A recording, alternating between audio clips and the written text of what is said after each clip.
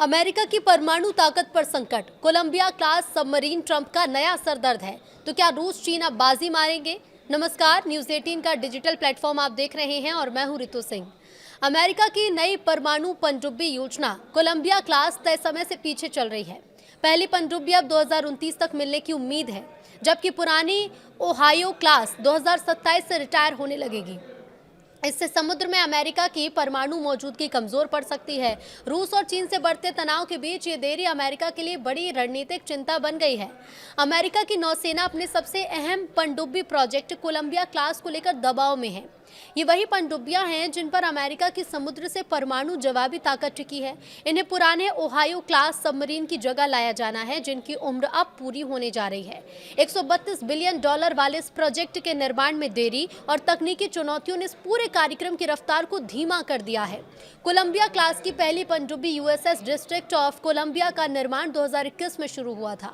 अब ये करीब 60% बन चुकी है, लेकिन इसकी डिलीवरी तय समय से करीब 17 महीने पीछे खिसक गई है। पहले से जल्दी सौंपने की योजना थी, अब 2029 तक मिलने की उम्मीद है। इसके बाद 2031 में इसके समुद्र में गश्त शुरू करने का लक्ष्य रखा गया है। अमेरिका के लिए ये देरी चिंता की बात है, क्योंकि ओहायो क्लास की पहली पनडुब्बी 2027 से रिटायर होने लगेगी। अगर नई कोलंबिया क्लास समय पर तैयार नहीं हुई तो अमेरिका की समुद्री परमाणु मौजूदगी में वैक्यूम आ सकता है। अब ऐसे समय में जब रूस और चीन के साथ तनाव बढ़ा हुआ है, तब ये खतरा और गंभीर हो जाता है। कोलंबिया क्लास पनडुब्बी की क्या है ताकत? तो कोलंबिया क्लास कुल 12 पनडुब्बियों की एक फ्लीट होगी, जो 14 पुरानी ओहायो क्लास की जगह लेगी। ये पनडुब्बियां अब तक की सबसे बड़ी अमेरिकी पनडुब्बियां होंगी। इनकी खास बात यह है कि इसमें ऐसा न्यूक्लियर रिएक्टर लगाया गया है जिससे पूरी उम्र में दोबारा ईंधन भरने की जरूरत नहीं पड़ेगी, यानी करीब 40 साल तक ये बिना बड़े ओवरहॉल के काम कर सकेंगी। हर कोलंबिया क्लास पनडुब्बी में 16 ट्राइडेंट मिसाइलें होंगी, जो कई वारहेड ले जा सकती हैं और दुनिया के किसी भी कोने तक मार सकती हैं।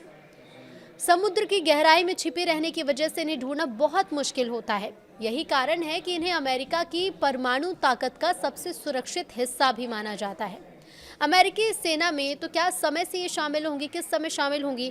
तो डिफेंस वेबसाइट ने अपनी खबर में बताया है कि अमेरिकी सरकार की निगरानी एजेंसियां इस पनडुब्बी के निर्माण पर चेतावनी दे रही हैं। इस कार्यक्रम में लागत बढ़ रही है और समय सीमा बार बार आगे बढ़ रही है। जहाज बनाने वाले कारखानों में कुशल कर्मचारियों की कुछ कमी है। जटिल तकनीक और सप्लाई से जुड़ी दिक्कतें इसकी बड़ी वजह है। नौसेना की योजना है कि 2040 के शुरुआती साल तक कोलंबिया क्लास पूरी तरह सक्रिय हो जाए, लेकिन अगर देरी यूं ही बढ़ती रही तो अमेरिका को अपनी समुद्री परमाणु ताकत बनाए रखने में काफ़ी मुश्किलों का सामना करना पड़ सकता है। इसीलिए अब ये नई चुनौती भी बनती हुई नजर आ रही है।